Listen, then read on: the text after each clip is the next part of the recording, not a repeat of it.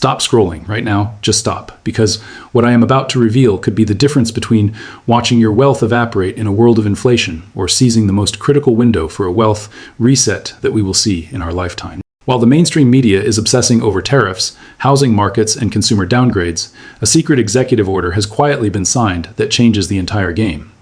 This isn't just industry news. This is the ultimate redistribution of the core engine of human productivity, AI computing power. If you fail to understand the depth of this policy, you will miss the most important window for wealth preservation and social mobility of this century. I am talking about Executive Order number 346 and the hidden golden exemption list buried within it. In this devastating blockade aimed at global exports, the White House has opened a hall pass for a specific elite category. While most companies and investors are being locked out, this protected class is set to become the only high ground for wealth over the next decade. Most people don't even know this policy has taken effect. By the end of this video, you will see through the fog why the decision makers left this specific gap, what it means for your personal assets, and why this reshapes your entire philosophy of money. Fasten your seatbelt. We are going into the belly of the beast. Before we discuss the computing exemption, you have to see the absolute chaos currently unfolding in global trade. As the new term begins, orders are falling like rain. Within hours of the inauguration, executive orders began to fly, instructing cabinet secretaries to draft trade reports, tariff recommendations, and a total restructuring of the American global business model. Then, the tsunami arrived. By invoking the International Emergency Economic Powers Act, the administration declared a national emergency regarding trade deficits. This is no longer a tweak, it is a sledgehammer. A baseline 10% tariff now covers almost every country on Earth, but it didn't stop there. Certain specific nations are being hit with 20%, 30%, or even rates climbing over 100%. Supply chains are trembling, prices are screaming. Steel, aluminum, auto parts, medicine, semiconductors, everything representing modern productivity has become astronomically expensive. You think every imported high-tech item is just getting pricier.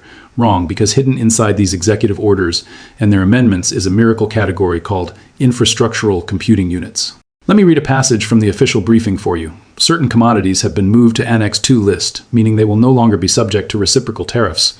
These items include strategic, level computing-related goods and specific critical digital infrastructure.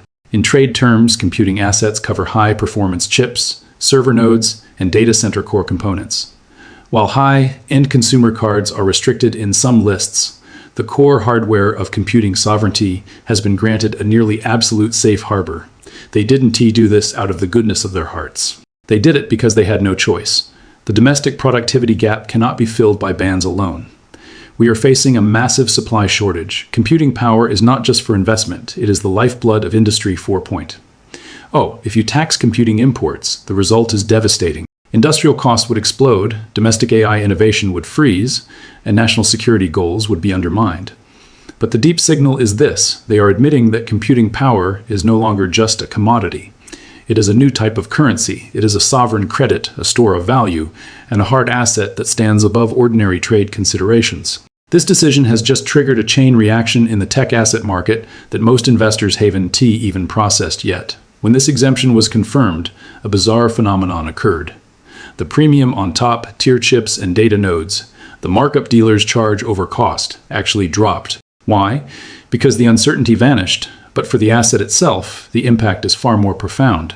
Computing power is at a fascinating intersection. It is the digital silver of the AI era. It is being bought by those seeking wealth preservation while being consumed by industry at a rate far exceeding the consumption of gold.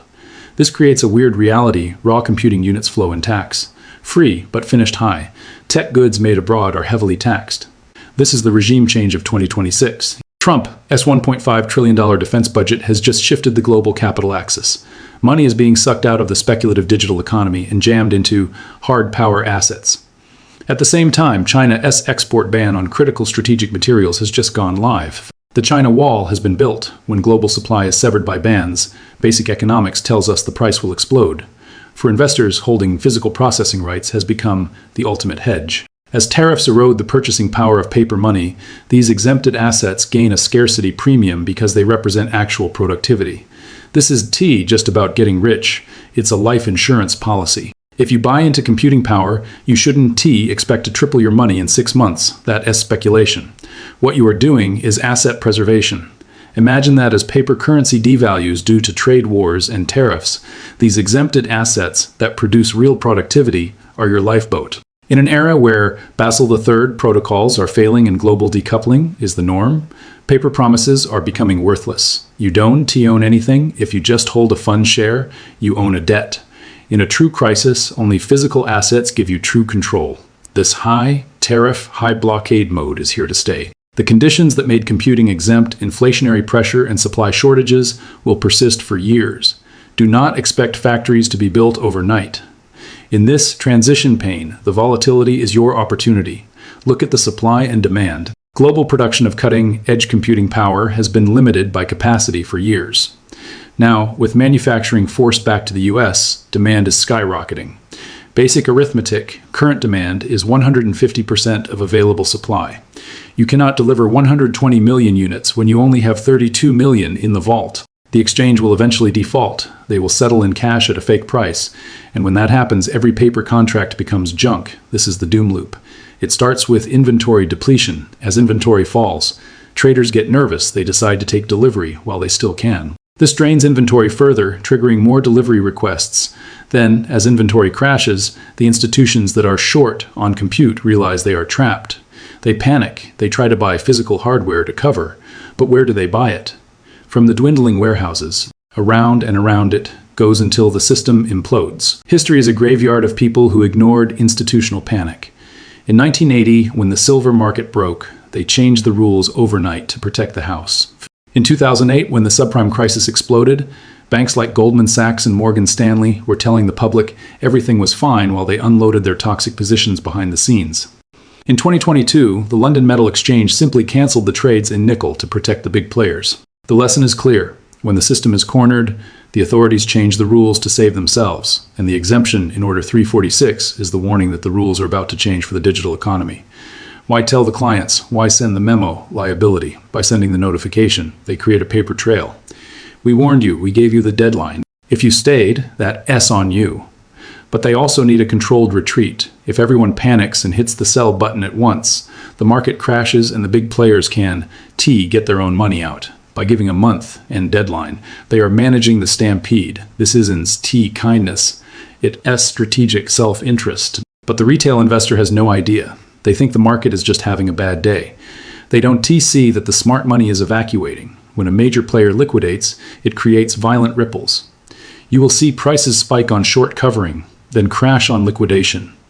Margin calls will be triggered. Leverage will be obliterated. So what is your move? You have 3 weeks, maybe less. That is your window. First, audit your portfolio. How much of it is fluff? And how much is real productivity? Paper computing rights are becoming a liability. Physical processing rights are becoming the asset. If you hold paper contracts or unallocated accounts, you hold a promise from a bank that is currently running for the exit. You need to convert to physical metal or hardware while the windows are still open. Second, watch the inventory like a hawk. Third, hold what you have. If you already own physical assets, do not let the paper price volatility shake you out. When the institutions sell their paper positions, the price might drop to artificial lows. Do not sell. That drop is a result of forced liquidation. Once the exits are done, the price will snap back with a violence we have never seen. I know there are skeptics. You think this sounds extreme. You think the banks are just rebalancing. But rebalancing doesn't involve the word exit. It doesn't involve closing all positions. It doesn't involve closing all new business. That is not routine. That is an evacuation. Ask yourself, why would they give up the revenue? Why would they risk the lawsuits? The only answer that makes sense is that they see something so catastrophic that staying in the market is not worth any amount of profit. Maybe they are wrong, but are you willing to bet your net worth that the smartest risk managers on Wall Street are just being paranoid? I am not. When the largest institutional players start running for the exits, you don't need to see the flames to know there is a fire. Month end is the deadline. Month end is when the regulatory reporting hits. Month end is when the Basel III requirements expose the truth. Decision. Makers want to be sitting on a pile of cash when the music stops. The countdown has started. The exits are being jammed. You have been given the intelligence that most people will only read about in history books after the crash. Use it. Use the fact that you know what the big players are doing. The order is real. The deadline is real. The scarcity is real. Exit your paper positions. Secure your physical assets. And do it now. Thank you for going deep with me on this complex policy and its impact on your money. If you feel this video helped clear the fog, please leave a comment. Are you ready to move your assets into the exemption zone? What is your current strategy? If you want to keep tracking the executive orders, trade negotiations, and economic logic that change destinies, make sure you subscribe. We will continue to dig for the truths that the mainstream media ignores.